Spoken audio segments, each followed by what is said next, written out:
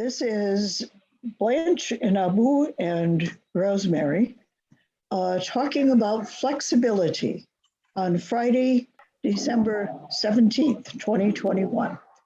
And we're looking at the book, The Power of Kindness, as we have been for the past couple of months, by Piero Ferrucci. And we've gone through many of the chapters in this book. And today we're talking about flexibility. And the subtitle of this chapter is Adapt or Die. Yes. And so Blanche was just telling me about an article she read a while back. Mm-hmm. So ahead, Blanche. Many years ago, I saw this article and people were wondering about centenarians, I believe that's right, people who live to be 100 years and more. So anytime you would read a story, each person had their idea of why they lived to be 100. It could be their faith in God. There's some people said, I had a beer every day. Some people said, well, I'm a vegetarian. I've always exercised and stayed healthy. And everybody, some people say I have my family to live for, but everyone had their perception of what kept them alive. Well, they realized that couldn't have been it. So they said, what is the common ground?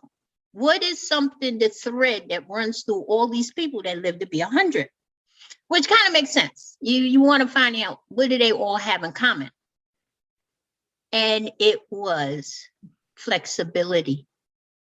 They said every single person, when they got to know them and talk to them and get the crux of who they were, they adjusted to life's challenges. They adjusted to life's changes. They were flexible. Whatever challenge they had, they took it on. They would grieve and move on. They accepted who they were, what they could do, what they couldn't do. And basically they said that's why they lived such a long time. Because, and Rosemary and I was saying, if you stress, you could stress yourself to death. You could worry yourself to death. You could try to control family, friends, even your own life. You don't want to get old or whatever. And all of that, I believe, is stress on the mental and physical. And like Rosemary says, some people give up. They talk about older people, they stop eating. But they adjust. Like my taste buds are changing. I'm like, I can't taste anything. So I season it more and find some more stuff and go get, because I love food and I love to eat. And nothing's going to change that. Even with my stomach, so many foods I can't eat. So I eat the aisles in the grocery store. They probably say, why does she ride around here for an hour? Because I'm eating the aisle. Because I can't take it home. So, great. And then I go home and eat whatever little bit I could eat and I'm satisfied. Interesting. So you go and imagine the flavors of the food. Oh, yeah. That is awesome. And the people said, and I go eat the aisle just about, I know, every other day. And I said, oh, this feels good, but I can't have that. Well, hey, that is a wonderful example of the power, the spiritual power of imagination, and how it makes things possible. I still enjoy life and eating. And then I invite somebody over, Heather. Oh my goodness, I love Heather. She comes at least once a month. And then I get to cook big, and cook something I wouldn't cook because it's too much for me to cook just for me. Yes. And I still enjoy cooking. And cool. Yeah. You have to be flexible in whatever's taken from life.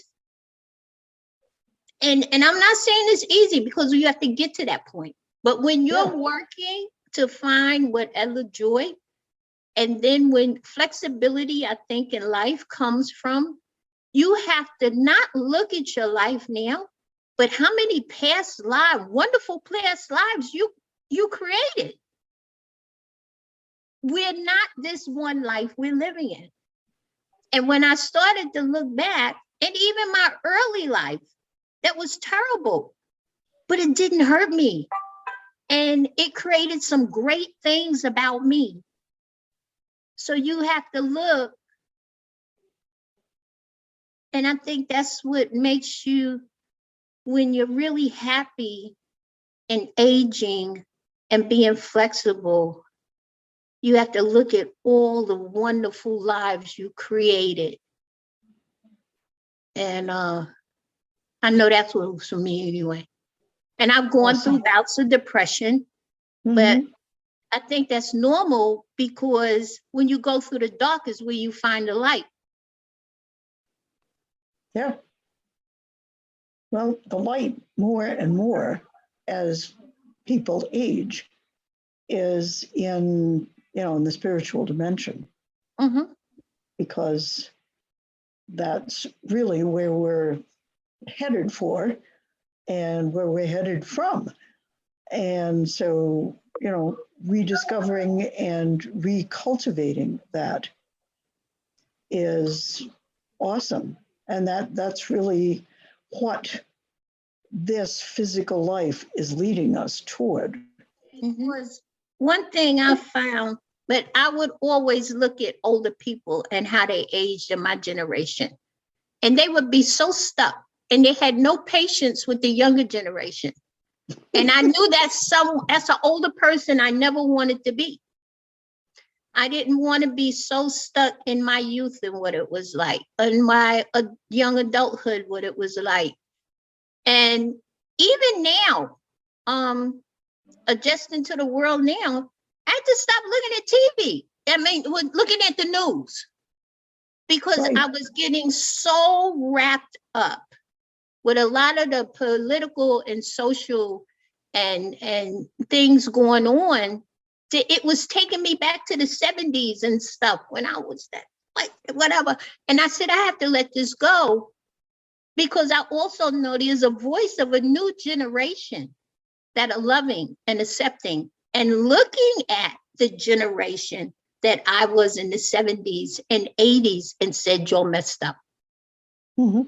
And I'm learning from great nieces and nephews with these interracial marriage and stuff and love.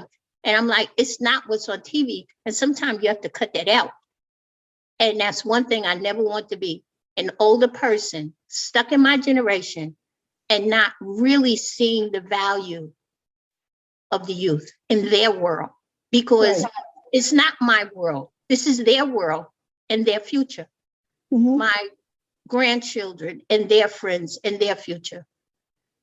And that's another, I think, flexibility also. Not just adjusting to outside things, but how we adjust with our thinking. Yep. Yes. And how we see the world.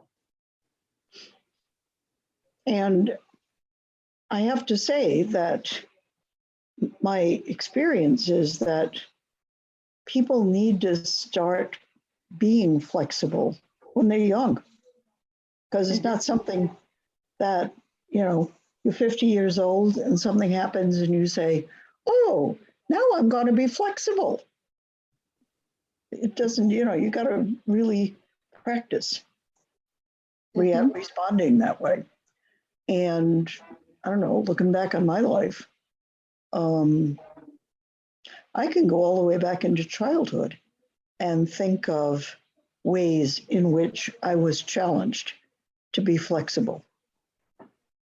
When we had to move every year or two, which meant different schools, different neighborhoods, different friends. And that was true. So, it's something that has been a part of my life. And like you, as I've looked at older people when I was younger, I've said, okay, I do not want to get old that way. I want to stay alive and enjoy and be active and be part of things with people of all ages. Mhm. That's what keeps you young and engaged. I want to be, even with me being pretty much homebound, mentally, I'm engaged. You sure are. Yeah. I don't have to be out. I don't have to be doing some social change, but just staying current and understanding and open-minded and closing out a lot of negative stuff that's going on. I feel more engaged. Right. So being engaged, being willing to, when a new idea comes along or when things change in society, and you mentioned one of the big changes, and that is, at least in the United States, and I don't know if that's true in where you guys are, and I'll ask you to tell me, young people more and more are marrying others that don't look like them. That has stopped being, and for the youth, that has stopped being important. They really are looking at, okay, who is this person? Is this somebody that I can love long term? So I don't know what changes, Sabri and Abu, you're encountering now where you are. Go ahead. Yeah. Hello. Abu. Hello. Yeah, that's good. So we are in different country, Mom. What? We are from different country. Yeah. Yeah, I know. Yeah. Mm-hmm. So Yeah. tell us what your experience is. About flexibility. But things changing. Change is important in our life, even in everything, and we have to upgrade everything in our life because it will benefit us. Yeah, and we will learn new things. I think even change, if you change your clothes, and you will look like handsome or something beauty, like beauty. So that is change is important for everyone. But the change must be being from bad to good, not from good to bad. That I think Right. that is. Yeah, I mean, change is change. It's neutral. It's not necessarily bad, not necessarily good. It's basically, what do we make out of it? How do we process it? How do we live it? Do we live it as something good or do we live it as something bad? It's up to us. Yeah, it's up to us. Yes, you are right, Mom. Yeah. So what changes? What country are you in? I don't remember. Sudan. Sudan. Okay. Yes. What changes are you dealing with now in Sudan? Yeah, well, situation here is really bad. It's too bad, and even the government, we have changed our government, but this government is too bad. They killed revolutionaries, and they're dealing with people bad things, and also they do corruption. Yeah, we wish it that we haven't changed the last government.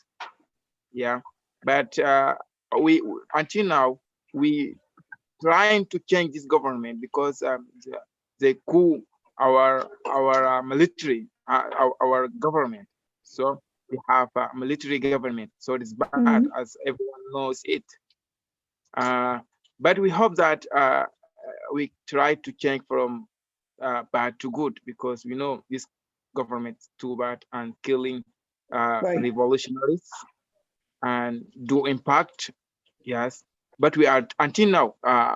After 2 days, we will have like a revolution, and we try to send our voice to the world to listen to us, because we want change of this government, because we are know they bad, and we have to change them by any way, but by peaceful way, not by attack them or something like that, just by voice. Yeah, exactly.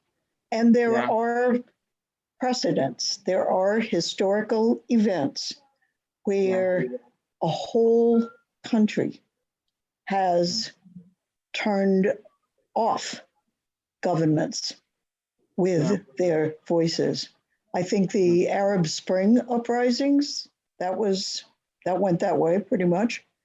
I'm thinking about when Russia, this was in the, I don't know, the 50s or the 40s, 50s, 60s, when Russia was taking over countries all around it, there was one country, it's called Estonia, Estonia. Put it in the chat. It was a little country too, wasn't it? It's a little country. A little country that stood up to them. And one of their cultural traditions is choral singing. Everybody there loves to sing with other people. And when the Russian tanks came to take over their country, there were like hundreds of thousands of people together. They all came together in the central place of the capital city, and they were all singing together. And these tanks came, and all these people were singing at them and kept singing for hours. And the tank drivers didn't know what to do, and they left. And Russia did not succeed in taking over that country. Wow. How can you bring arms against that much peace? You know how they say peace and love will always win out. And I've seen that, yes. But that was a friend of mine, his family was from Liberia, and he was a religious leader in Liberia, and the Christians met at his house. And one day, I know this guy, he told me this story. One day, the government troops arrived at his home, banged on the door. They all had rifles. There were like 30 of them outside his house. And when he opened the door, they said, "Are you having a Christian meeting?" And he said, "Yes, we are. And come on in and join us. We love you." And everybody who was behind him said the same thing. "Oh, we're so glad that you came to be with us." And they stood there, the rifle guys, and they were confused. They didn't know what to do. And eventually they turned around and left. And they never came back and bugged him again. I was once reading about a tribe in Africa. When a woman was pregnant or before giving birth, the midwife and people from the family, they went to with her into nature, and they were trying to find the song of the child, of the not yet born child. And during birth, they were singing this song. And if later this child was doing nonsense or whatever, not only as child, also as an adult, they formed a circle, and the one who was doing the wrong thing was placed in the middle, and they were singing his song until this child or adult got quiet again. And this was their so-called punishment. There were no punishments. They had peace like this, because this song was the true nature of the child or of the soul person. Yep. Yeah. So I mean, all of these things illustrate the fact that we may have a response to a situation, but we're not forced to respond in that way. Mm-hmm. We can respond with peace and love. And that is actually more powerful than aggression. That almost goes to, we haven't gotten that yet, or we may have passed it. I don't know, because I'm going through the book again. Yeah. I kind of got ahead. But it talks about, are you noticed? And being noticed. And that's something we all want to be noticed for who we are, Right. and what we believe and our differences.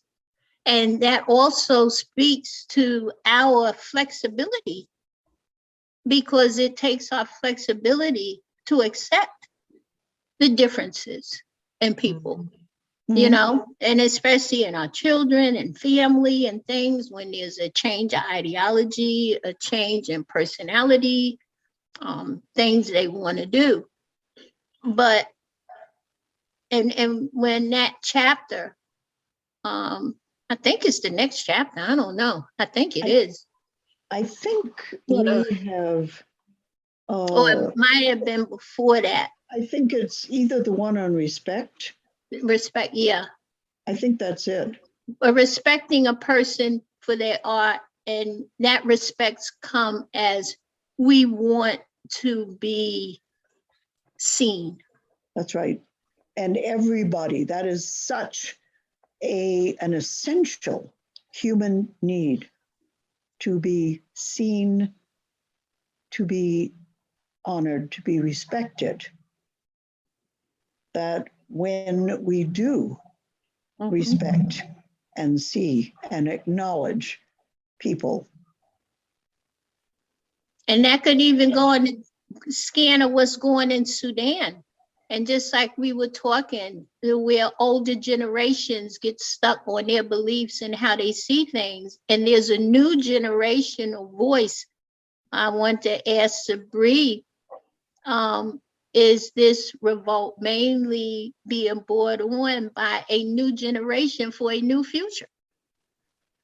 You know, a lot of times in governments, it's like, enough of that. We've had enough of that. And we want change. Yeah. Yes, ma'am. You want to answer?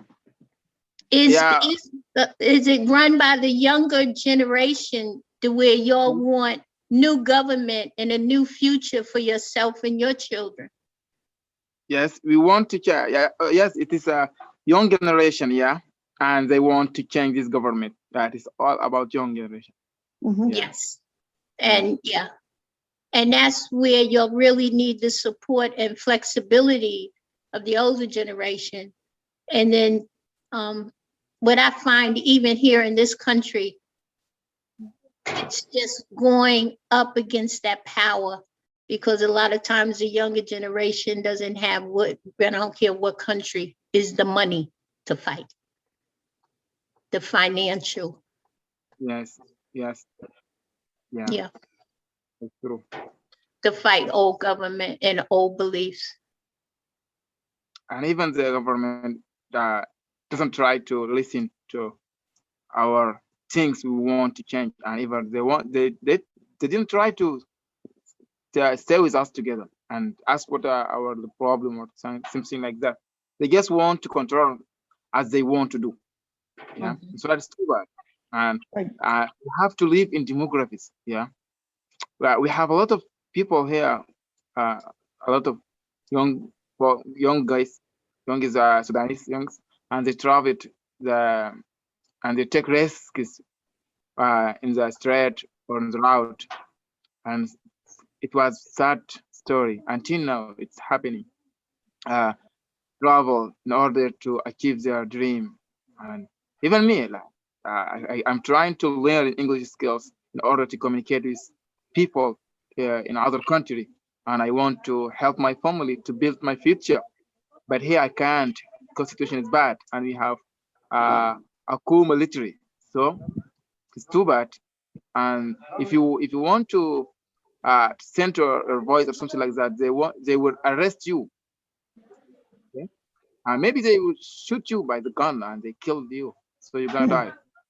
So the good things, like weak young, they cannot do anything. Just leave this country and try to learn abroad, and after that, try to support the revolutionaries and try to build their future by standing.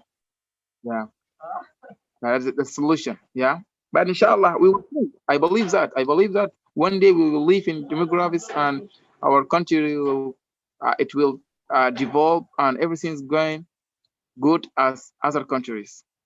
Yes. Yes. Yeah. Because one day, as time goes, no one lives forever. And, Yes. and the old leaders will be gone. And like you said, with your being more educated, learning English, and really not only standing up, but preparing to be future leaders Yes. Yes. and Yeah. leaders of a peaceful country. Mhm. And Yes. even in standing up, you know, with a voice, it's that preparing yourself to step into those shoes and do better. Inshallah. I'm trying hard, inshallah. Mm-hmm. That's good. My pleasure to do that also. It will be my Yes. pleasure. It's amazing. I love it. Thanks for that, your advice. Well, we're also Well, we're more of an thinking of you observation. and praying with you. Yes. Sometimes we need just someone to motivate us and to encourage us to do things like this, as you did, Blanca. Mhm. You Yeah. know, there is also one other thing. When you have problems or when there are things which are not going right, Yeah. we have in unity we have the golden key. Instead of talking about the problem, put it aside and talk about what you would like to have. Abu would like to say something, I see. Yes, I see that. Mhm. Go ahead, Abu. Yes, I want to say something about the subject of today. The thing that we are experiencing in here, Senegal, that young people in here no longer listen to their parents. Even when they want to marry a girl, they no longer listen to their parents. What we used to do in the past is, for example, if I want to marry a girl, I can come to my mother and tell her that I love this girl, and she can go to the family of the girl and ask them about my proposal. But actually, we are not seeing that. If I am bringing a girl in the house and I said to my mother that I love this girl, and sometimes the family disagree with me, and it led me to go out of the house and live somewhere else. And I am separated with my family because of the girl. Nowadays, we are seeing that in our country. Interesting. That, yes. So what's happening then is that they're no longer, young people are no longer willing to abide by their parents arranging marriage. Yes. Interesting. That's a big change. Yes, there is also something about the government in here.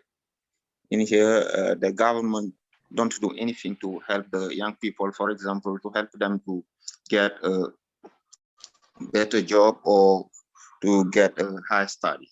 You know, we have many students in here who are graduated, but they have problem to find a job, and sometimes you have a problem to protest. When you do so, you are arrested, and you're jailed, and your family are struggling to get you out there, but to find even a, how can I say it, is, I forgot the word, but there is a word I wanted to talk, but I no longer know it. Do you know it in French?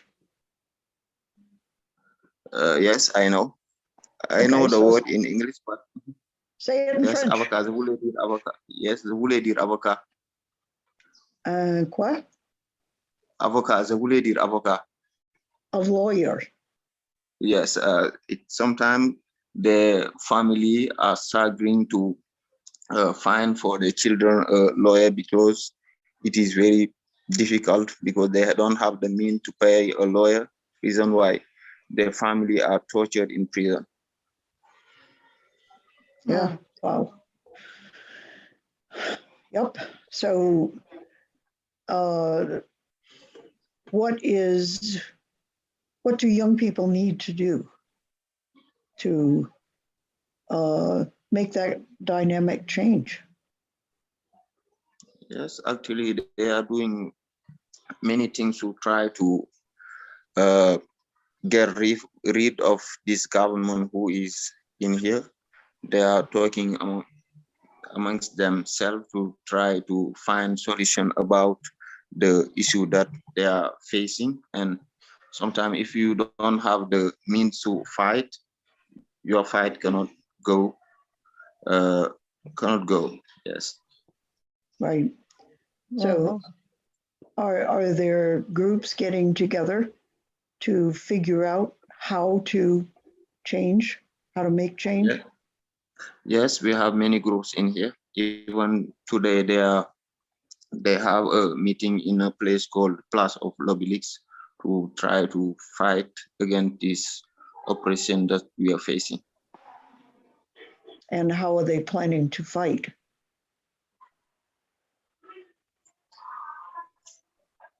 What kind of fight do they have in mind? The fight that I think that they have in mind is, for example, when the election came to not vote for the government who is actually in here, to try to find a better candidate who can change the situation that they are now. I was going to ask that question because that's something I try to encourage young African Americans here. I said, we can protest and protest, but until we try to put ourselves in positions of local judges and lawyers and prosecutors, you know, you're not going to change the whole world, but you can make changes, the representative of your own neighborhood. And it sounds like that's what he's saying too, that they can see where they can make change by even the smallest of overthrowing the smallest of government if you can't overthrow the whole country. Right. And I hate to say it, but what the Republicans are doing at this point in the US is a good case history for how to change government from the inside. That's right. Starting at the most local positions and becoming, taking those positions. The local, whatever your lowest neighborhood official is, that's where you start. That's where you start. You become part of the government at that local level. And they're seeing that. That's why they show up for midterm. They don't care about the presidential, but they make sure those local and midterm and those local elections, they're there. I sit in the parking lot and talk to the people. I even asked them, every time, because I always show up for all of them.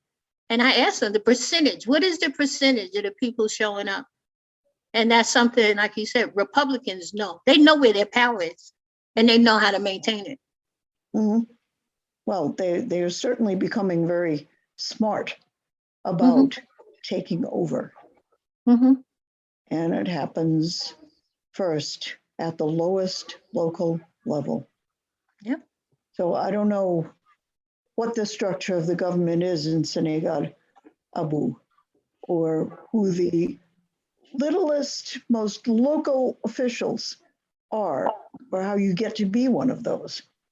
But as young people become, the people in those positions, they can have a big influence on what happens at higher levels.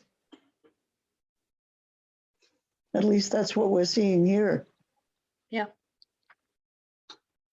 And it prepares you for the higher level, but that's what they look at, mid-level or whatever. Well, what did you do here? And if you show a change that you can make, and then the people will see that back your beliefs. Right. But they want to see what have you done so far? And that's where it starts on those lowest. What did I do in my community? What did I do in my village? What do I do in my town? I don't know how the government is set up. Does that make any sense at all, Abu, in your setting? Yes.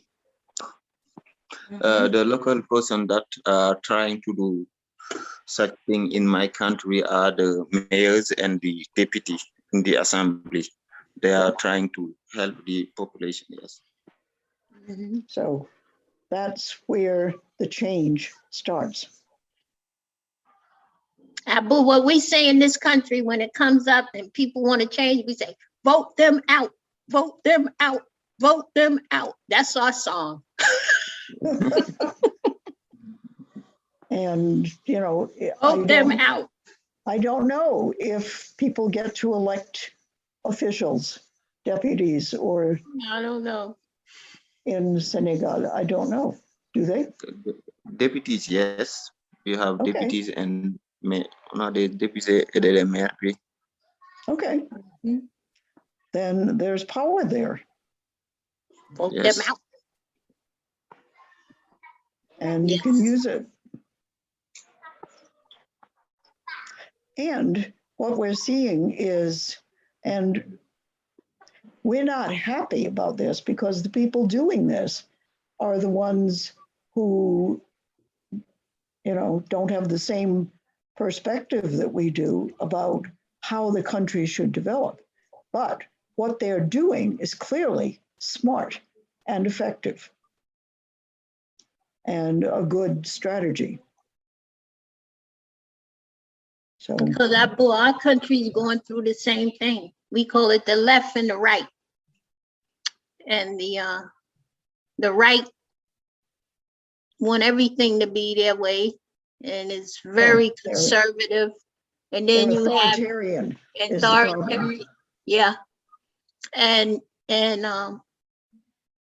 it's almost like we say we're under one flag and we're all one country, but we are becoming more and more split. You're even defined by everything about you, by whether you're a Republican or a Democrat, or whether you're the left or you're a liberal, or oh my goodness, and nobody even wants to know your name, and you're just a nice person and loving and accepting and want to see the best for everybody. A lot of people are, just focusing on boxes. But I give you another example of flexibility. My sister is living way out in the country, and what we call Trump country here, very conservative, very racist. And I was worried about her. She's the only Black in her community. And they have their Trump flags up, and during the election, everybody's voting for Trump and everything. And the churches are very conservative, but she's gone once. But yet, she has the most loving, accepting neighbors.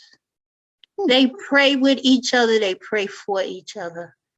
Oh my goodness, she has so much food on Thanksgiving. The grandchildren come over. They visit each other. Constance, I'm going out. Come with me. Got some running around to do. Now, you're not paying for lunch. We're going to get something to eat. My sister looks at a Southern white person in a totally different eyes. They look at her as this woman, loving, praying. They met by the heart. They're family. I mean, I got chills just thinking about it.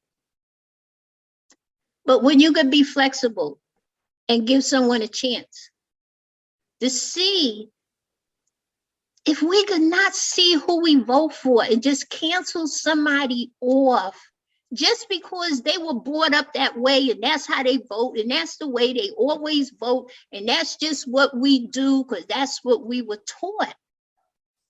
But then we were also taught to be loving and accepting and stuff too.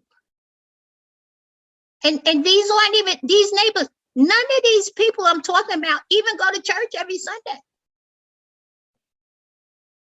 So essentially what you're saying is this is another example of people loving and accepting each other and how powerful that is over more impersonal beliefs. Yeah, getting to know someone for who they are, being noticed. My sister wanted to just be noticed, not as a Black woman, just as a loving, kind, but when you're treated in such a way so many times with prejudice, you know, and you don't know how to let go. The neighbors didn't want to see themselves as just some Trumpers doing flag like I'm just racist and just hate people. You know how they say, but I'm not racist. It's just, this is the way I was raised. Mm-hmm. And when you see them coming together, yeah. They are loving, and that is changing their beliefs. And that too is something that works that way every place. Yeah. If we take away the labels, that's why I say I hate labels. If you know, I used to hate to hear that saying, I don't see color. I hate it because I feel like you're not noticing me for who I am, which you should be able to see my color and accept me. Mm-hmm. But then again, there's another little part of that. When you could put that part of me aside, not say don't see it, but there is that little bit of that. But what you're saying is that, yes, we need to see all of who you are and respect and honor that, and also see you as a human being, as part of one universe. Yeah, one being. We are all one human being. Exactly. And different, expressed differently. Right. Good. That's it. You said it. And Anne-Marie, go ahead. Okay. I was once at a seminar with a Buddhist monk. And he told a very interesting story, but it's something which was not happening. It was an idea of his. You have yellow people, you have black people, you have white people, and so on. If you remove the skin of all of them, it's horrible to think about it, but then we are all the same. One humankind. Mm-hmm. And I was also in a country, I was living in a country of war and all these things. And sometimes I also thought the presidents who we don't like, for example, what kind of a what kind of a childhood did he have? How were his parents? And maybe if we confront them as Rosemary already said, with love. You get a rifle and you answer with love or with silence. Then at the end, it's no more fun, you know, also for the ones who like to fight. If you come and then you just, no reaction. It's horrible if you are in, I don't know what, and you see no reaction. It's like somebody taking the carpet under your feet away, you know.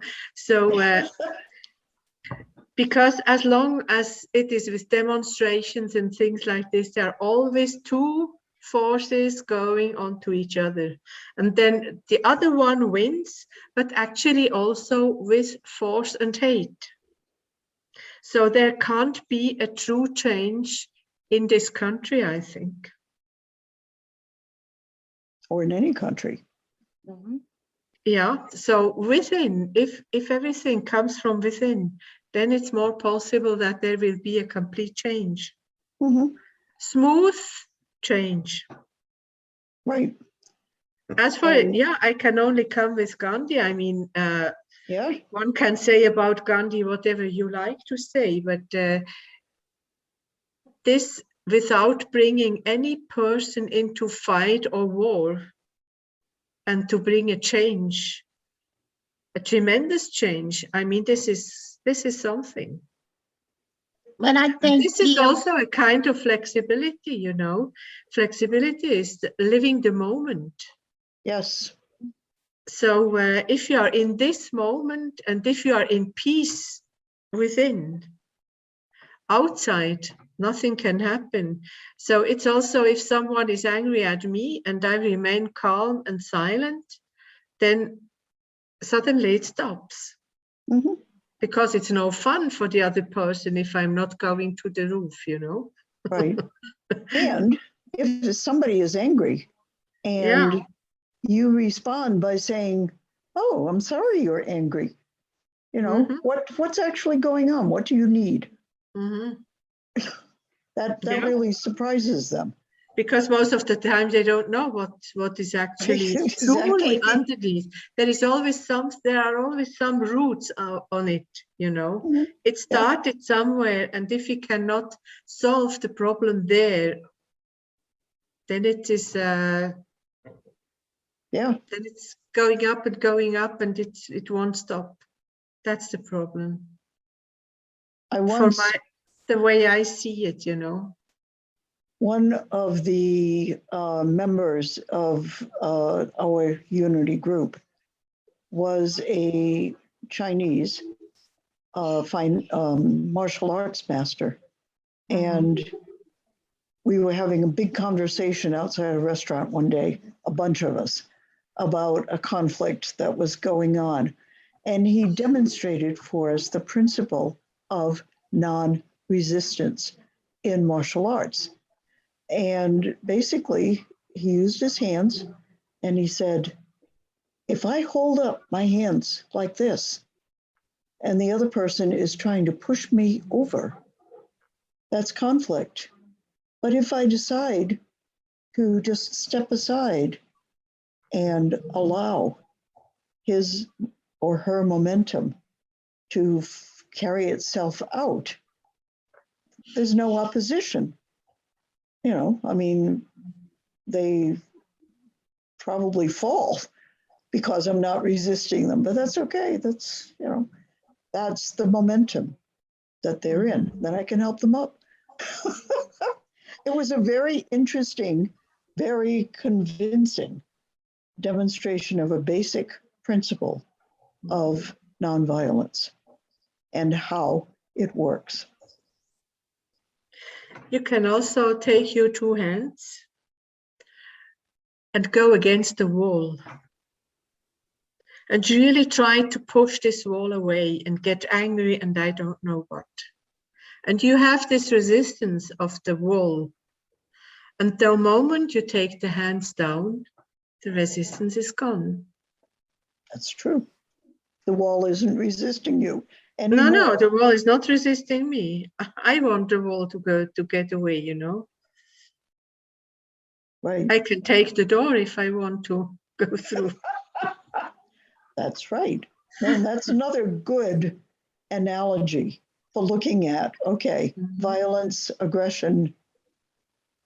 We can choose how to respond to it. And we can choose a response that doesn't resist. And when we don't resist, but we stay in our knowledge of what's right and what's true, you know, their attempt to push us over doesn't work. Mm-hmm. And being able to step aside is definitely flexibility. So our time is up. We have had a very interesting discussion about flexibility and how it is really helpful in, you know, allowing us to, instead of just standing there as a target, to maneuver and to respond, but without resistance, and maintaining our, fulfilling our needs, being loving and peaceful. I thank you all very much for being part of this discussion.